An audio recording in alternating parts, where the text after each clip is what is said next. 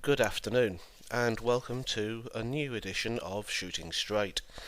Before I get started on the main topic for today, I would just like to take this moment to say thank you to all those who watched my previous video, commented and liked on it.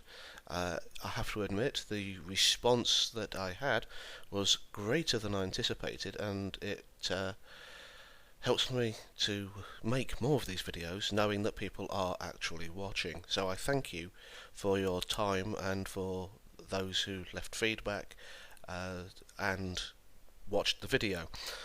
Unfortunately today I am not in quite as ebullient a mood from the success of Sad Puppies, because today I want to talk about the nature of truth and fact. And the reason why this is not quite as positive as the Sad Puppies campaign and the Gamergate backlash is because of the way in which things have been happening over the past few months. There will be some background to this as I get started in deeper detail, but before I continue, I realise that this could be a lengthy topic and could end up running to 2 videos, so please bear with me. I will try to make each one around 20 minutes if I can talk about it for that long. I don't want to create a video that is too long so that people get bored halfway through, but at the same time I feel this is an important topic given the nature of what we're going through. And the reason it's important is because it informs a lot of the debate that took place with regard to the Sad Puppies campaign and the ongoing Twitter hashtag Gamergate. Now, the thing is that facts are objective. They are there regardless of what people believe. Unfortunately, facts can be twisted due to bias and skewed frames of reference.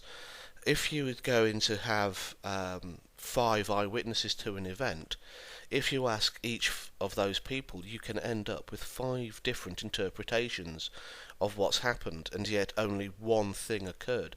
It's just the way in which it occurs depends on how people are looking, what attention they're paying, how long they're in the area, and how much of the actual event they saw. And because of this, it's very difficult to get to an objective truth, even if there is one for a specific thing. And it is quite often said there are as many truths as there are people. This isn't quite the case, and the examples I'm going to use, for some are going to be quite emotive, for others not so much, but they have all been in the news recently and will probably come as no surprise to those of you who are keeping an eye out on Twitter and on a lot of news stations and or papers. The first one that I'm going to talk about involves Teresa Sullivan, who is the president of the UVA, Virginia University. And she has yet to apologise for what happened with regards to a Rolling Stone article. And effectively what's happened is that the Greek system and the fraternity in question has actually been defamed by the Rolling Stones article. Now I'm pretty sure you know exactly what I'm talking about now. The alleged gang rape that took place in a fraternity house, where she was allegedly gang raped for a period of 3 hours on a broken table, so they're supposed to have been rolling around in broken glass, and then she wanted to report it and her friends told her not to bother, and there was all this kerfuffle. Now the thing to note is that no one actually came forward to say that the university had ignored her, that she had tried reporting this and everything else. What happened was a reporter went looking for a story based on her own preconceived notions of what she expected to find, and she went round several universities before someone was willing to tell her a story. And as a result of her preconceptional bias, she didn't fact check. She didn't follow basic journalistic 101 principles, and she wrote the story, and because it seemed so explosive and so in tune with what people regard to be a crisis of rape epidemic and rape culture on American campuses, then her editors and other people that are supposed to put the checks and balances in place didn't. And what happened is that you had no second source, you had no corroborating evidence, and even now, feminists are saying that it has raised an important problem for rape victims, and it's good that we're having the discussion. At no point are they actually calling this what this is. At best, it's a lie. At worst, it's a hoax. And why is that so bad? Well, let's have a look. Over the last year, we have had the Duke Lacrosse rape controversy, and now, with the passage of time, that is considered to be false. Then we have the mattress protest, where someone was allegedly raped in a university. There was a full investigation, and there was no evidence found to answer. So, as part of, and I'm air quoting here, art project, she carried a mattress around campus calling to the end of rape culture. But again, this did not end up being a credible rape complaint. And then we have the UVA, the University of Virginia, and what this serves to be is that every single major case that has been flagged up as part of this rape crisis and this culture of rape on campus for American campuses all seems to be questionable, and all the data on it so far seems to be on the side that these are manufactured outrages purely to score a political and or cultural point that all men are bad and women are good. Now, why can I say that? Well, one, if you look at the sources in the paper, you can see that these are all factual cases where people have tried to spin it in different ways. No one knows what happened in any of those cases, except that the story as reported was not the story in fact. And I think this is bad, not because they've happened, and not because the proper apologies haven't been coming forward, but because it serves to further alienate and drive rape victims under the cover. They are less likely to come forward because they are now less likely to be believed. It's the case of boy crying wolf. If you constantly say that there are rapes happening on campus which are demonstrably proven to be not what has happened, or are so damaged in credibility that even if something happened you still cannot rely on that witness's testimony, then people who are subject to these kind of attacks do not get justice. They fail. And it means that victims can't get the redress that they should get due to the actions of people trying to push an agenda that doesn't exist. They are merely trying to make either fame or publicity for their own ends, based on their own biased preconceptions, and what they do is, because of this, they're throwing the real rape victims under the bus. And that, to me, means that you can't be a proper feminist if you are prepared to make someone, another woman, or a woman if you're a man, that if you're prepared to make their lives miserable, if you're prepared to make sure that they won't get justice for a wrong that's done them, purely because of your political or social ideology, to me that makes you a pretty scummy person. So that doesn't fill me with pleasure to discuss this. This fills me with quite a bad taste in my mouth to think that there are people out there who are so egocentric and so convinced that they are right, that they will do immeasurable harm to complete and utter strangers purely to get their worldview across, no matter how positive they think that message is, I think is actually quite disgusting. The other thing that I wanted to talk about is the fact that this also is the kind of demonisation that we see in society of men, and I think a lot of it has leached from other places. Now, a while ago we had an issue with atheism, not the fact that people don't trust atheists, but the fact that we have had a split in the atheist movement, and that split gave us atheism plus, and this was as a result of an interlude which was referred to as Coffeegate by a person called Rebecca Watson. Now, my first instinct on hearing this was, wow, what an ego on this piece. Yeah, okay, it's strange that as you're getting into an elevator at 4 o'clock in the morning that a guy comes up to you and asks you if you want to have coffee and talk. Yeah, to a lot of people that would be a blatant come on.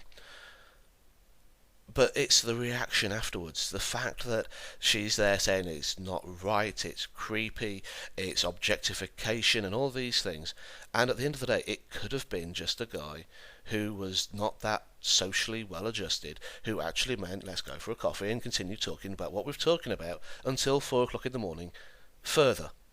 Or it could have been someone chancing his arm who thought it's 4 o'clock in the morning, you've been drinking with us. It could be an invite to a sexual encounter. Nobody knows what the truth is apart from that man. But the reaction that was spawned from it was such vitriol and such hatred against the objectification of women that it split the atheist movement, and they have to put in all kinds of don't harass, don't sexually harass, don't do this, don't do that kind of conventions into their actual convention standards and rules of conduct. That again, I think it highlights the problem that we've seen at a much deeper level than the rape hoaxes. They're one and the same. They're a cadre of people, men and women. I'm not excusing anyone in this. That seems to have this agenda that anyone who talks to anyone can be either a potential rapist or is just out for some kind of sexual gratification at the expense of women. And obviously this is wrong for two accounts. It's the fact that women can fancy women and men can fancy men, and there are times when men and women can quite happily coexist as friends and sex doesn't have to enter into the equation. Unfortunately, some very high-profile atheists got involved with this, and one of which was P.Z. Myers. Now, he was a huge proponent, and he has often banged his drum on the website Pharyngula, and there were people who got caught in the crossfire, like Thunderfoot. Now, I have no problem with him and what he's shown, and there have been pictures posted from time to time from various conventions where it was obvious that he was having a good time, and the woman in the pictures with him was laughing along and having a good time as well. But because of this storm in a teacup, for want of a better phrase, P.Z. Myers effectively put an end to men and women fraternising and being able to enjoy themselves in a bar setting when they weren't attending the events. Now, both of them, P.Z. Myers and Thunderfoot, were instrumental in spreading this information, and they were obviously on two different sides of this. And I have to admit that Thunderfoot took the more sensible route by actually questioning what was going on, as opposed to swallowing blindly the feminist mantra of men are bad, they shouldn't talk to women, and they shouldn't objectify them. And now this is coming home to roost, because Atheist Island are now going to break from P.Z. Myers because of his hateful content. Now, this is a major feminist atheist who is now being called hateful. So we are now actually seeing that other people have got the gumption and got the courage to call this message what it is. It's hate speech towards men, and it's hate speech that serves to infantilise and denigrate women to the point where they are no longer beings of agency who can make their own decisions, but instead poor helpless creatures that have to be catered to, have to be kowtowed to, and have to be protected at all costs like little china dolls. And this reminds me of a quote by, which is widely attributed to Voltaire, and I've had a look at this and I can't find any refutation that it's not by Voltaire, and that is, to learn who rules over you, simply find out who you are not allowed to criticise. I think that's quite a powerful message, and given that it's kind of like 18th century philosophy, the fact that we haven't managed to move on in a good 2 centuries later, I find that quite damning for human social evolution. And this all ties into this pattern of lies and obfuscation that we've been seeing over the last few years. I mean, as I said in my last ramble with Shooting Straight, I talked about sad puppies. Now, this year has been Sad Puppies 3, which is what I was discussing in my last piece, which shows that it's been going on for at least 2 previous years. And it's only now that we're starting to see traction, and I put a lot of that down to the fact that there is this kickback embodied in the spirit, at the very least, of Gamergate. And we have to look at the question of what facts are. What is the truth? Now, we know we can no longer rely on the mainstream media because of Gamergate. Now, before then, we could turn around and say that media had their biases, that you're all looking through a lens of things that have been mulled over and people have all got their own spin on it. But never before have we seen that the MSM have been so full of hatred and lies, spinning a narrative against all objective facts to the actual truth. And this shows that we cannot afford to have gatekeepers. We cannot afford to have people that have an ability to say, this is the portal to the truth, we decide what passes that test and what doesn't. We need to have the ability to have channels where people are not afraid to actually come out and say, these are the facts, this is the truth. And feminism has been one of those people has been one of those movements where you cannot say the right thing for want of trying, because it doesn't matter what you say, you are going to be wrong and you're going to offend somebody. And we have seen this in many cultures and sects in Britain, and yes, that is sects, S-E-C-T-S, not sex, S-E-X, sects in Britain, whereby to call any kind of scrutiny down on their practices is to invite attribution to hate speech, when all you are doing is trying to look at the facts that they are trying to cover, whether it's Scientology being a cult, whether it's this so-called word of Islamophobia. And I would remind people that phobia is a word which shows that there is no rational fear. So I don't think there can be no rational fear against a very rational threat from a movement which seeks to slay the infidel, convert everyone by the sword, and yet manifests as a religion of peace when the very word itself means submit. But that doesn't even begin to scratch the surface. I realise that I am approaching the 20-minute mark, and yet I have so much more to say on things like The Guardian, the news of the world, the fact that we have so much bias in the media, and the fact that fact-checking and sources don't get done, and the fact that what we have is an outrage culture where people seek to shoot down the opposition without debate. And now, obviously, you enjoyed my last video. If you enjoyed this one, please let me know, and I will delve further into this. And see what people say. Thank you for listening. I hope that you will leave comments with regard to the direction, things you would like me to cover. And as always, I have been Voice of the Forge. You can find me on my Twitter handle at Voice of the Forge, and here on YouTube on the Voice of the Forge channel. Thank you once more for listening, and good afternoon.